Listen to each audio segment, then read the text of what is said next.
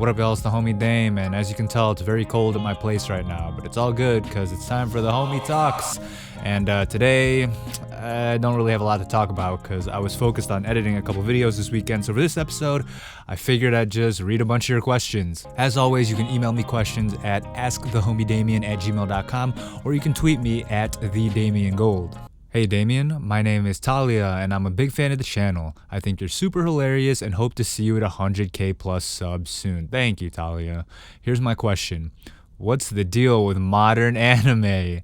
So many shows these days are super derivative and formulaic, with every show being some cookie cutter shonen like Jujutsu Kaisen and Demon Slayer, or some wish fulfillment isekai with the exact same waifu tropes.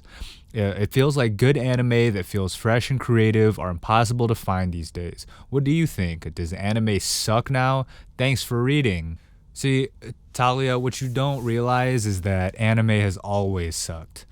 It's never been good. It's literally Japanese cartoons. What did you expect? No, I'm just playing.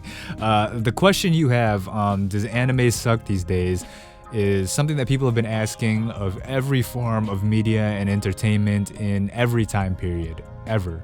Take live action movies. In the new Hollywood era of like the 70s or whatever, people were like, man, there are no good movies. I wish it was the 40s again. Or people in the 90s were like, man, movies suck now. What happened to the good old 80s? Or, you know, even now, people are like, everything is a Marvel movie. Remember the 90s, man? Movies were great back then. It's the same thing for anime. Back in the 90s, people were like, man, what the fuck is all this Evangelion bullshit and this Cowboy Bebop crap? I want my Astro Boy and Akira. Every era has good anime and bad anime. We just tend to remember the good ones because, you know, they're good. So that makes us think that the past was filled with all these great shows and nowadays it's all dog shit. It is true that a lot of anime today is formulaic and uninspired. I mean, look how many anime come out each season, but the good shows are there if you just look for them. And now is the best era to be doing that, since we have streaming services with huge libraries of old and new shows, and anime is easier to watch than ever. Like, you don't have to go to the shady video rental store in Chinatown to get some bootleg copy of Trigun. Like, you can just watch whatever anime you want online. So when you say, does anime suck now? Some of it does, some of it doesn't. Just like in the 2000s or the 90s or the 80s or whenever. You just gotta look for what you like. I will say though, a big problem I see with a lot of modern anime, and granted this has been a thing throughout all of anime history, is the excessive and blatant pandering to otaku culture and like otaku fetishes basically. And listen, that on its own is fine, right? There's nothing wrong with making some otaku wish fulfillment, power fantasy, harem, isekai, whatever, but it's the fact that there's so many shows like that nowadays. And like I said, shows like that and tropes like that have existed forever, but nowadays with the amount of new anime that comes out regularly, it's a lot more apparent. But yeah, despite all that, there are still plenty of great anime coming out these days that can, you know, really remind you that, damn, anime can be really good. I mean, let's just look super recently, like within the past 3 years or so, we had Given, you know, Carol and Tuesday, Dorohedoro, The Great Pretender, Wonder Egg Priority, most of it. And even this year we had Odd Taxi and Link Click, and you know, the best one of all, X-Arm. So yeah, the shows are out there. You just gotta sift through the other stuff to find the stuff you like. Just like in any other form of media, man. You know, do you hate Billboard Top 100 music? Well, you just gotta deep dive and, you know, find some lesser known artists that you may like better. Again, this is something that happens in every form of entertainment, in every time period. It has nothing to do with, you know, quote-unquote modern anime. Hi Damian, my name is James, and I've been watching you since the rating romance anime openings video. Which one was that? Oh, is that the one where I watched Kaguya? Yeah. The other day, your Slice of Life Isn't a Real Genre video came out and made me think about my favorite anime genre in a different light. So I wanted to ask, what are your top 10 kind of daily life animes? Saikike, Nichijou, etc. Thanks for the question, bro. And yeah, damn. People still don't understand the point I was trying to make in that Homie Talks episode. So either they didn't watch it all or they watched it and I'm just trash at articulating myself. But yeah, top 10 daily slice of life. Okay, 10 is a lot, man, just off the top, because I don't keep track of this shit. I'll give you 5, in no particular order, of course. Like you said, Nichijou, you know, love Nichijou. It's super funny. Even now, you know, the comedy is peak. Like, if you want a really good laugh, even today, man, you can go back and watch some Nichijou. K-On, of course. K-On is one of my favorite animes of all time, actually. It's just such a fun and wholesome show, and for what it is, which is, you know, cute girls doing cute things, it absolutely kills it. There's few shows, if any, that do what K-On does better than K-On.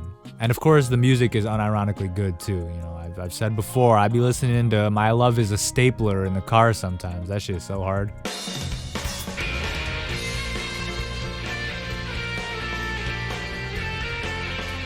I also like, you mentioned this too, the Disastrous Life of Psyche K. Again, peak comedy, every episode I've seen. A lot of dumb people dislike the show because they go into it with the wrong expectations, thinking it's going to be like Mob Psycho, but like, nah, just because the main characters are both quiet espers doesn't mean they're going to be the same show.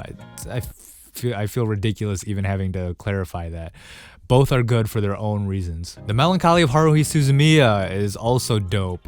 That's one where it's like, damn, if I could describe a show with maxed out charm, it would be Haruhi Suzumiya, because you can tell KyoAni put a lot of effort into really, you know, capturing the chaotic feel of the SOS Brigade, but also just showing the realities of mundane school life, which, if you've watched the show, is thematically appropriate for Haruhi.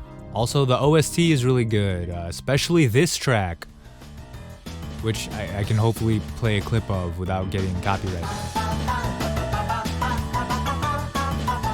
And last but not least, fuck, man. Why can't I think of shows right now, man? Do I even watch anime?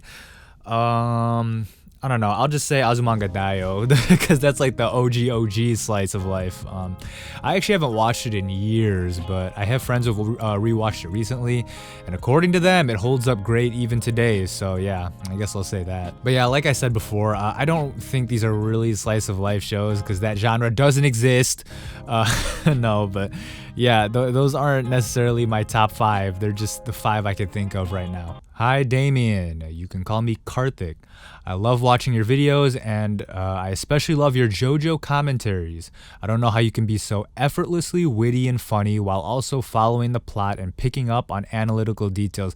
That's because I cut out all the parts where I like fuck up a joke or if I say something that's not that funny. So you guys only see the good stuff. My question is a simple one. Who is the GOAT tsundere? Thanks, and can't wait for more videos. Alright, so when it comes to tsunderes, a good one has 2 qualities, at least for me. 1, they have to have the proper balance between sun and dere. 2, they actually have to have qualities to them besides being a tsundere. Now, obviously, people will have different opinions on who the best tsundere is, but for me, the biased GOAT in my heart will always be Rin Tosaka. She shows her dere side enough to balance things out, and when she's sun, she's never like a huge asshole for no reason. It's usually just, you know, teasing or like, you know, but for me, the real all-time objective GOAT tsundere is still Asuka, because even though she doesn't have as much of a balance as Rin does, she's basically an asshole 100% of the time. What makes her good is that she feels like an actual character, you know? And it's so fucking interesting to just pick apart the psychology of why she's such a dick, at least for me, because that elevates her beyond just being a cartoon trope. And I know some of y'all will say, well, by your definition, Asuka isn't a pure tsundere. Cool. Whatever, I still think she's the GOAT. It's my opinion. Alright, I think that's good for now. As always, you can send me whatever questions you want about anything to askthehomie@gmail.com or tweet me at @thedamiangold. This was a bit of a shorter homie talks this time, but yeah, like I said, there was a lot of editing to do recently, so yeah. Thanks for watching, of course, and keep an eye out for another video this weekend, and more commentaries, more random videos. Y'all know what the deal is. That's the video. Peace.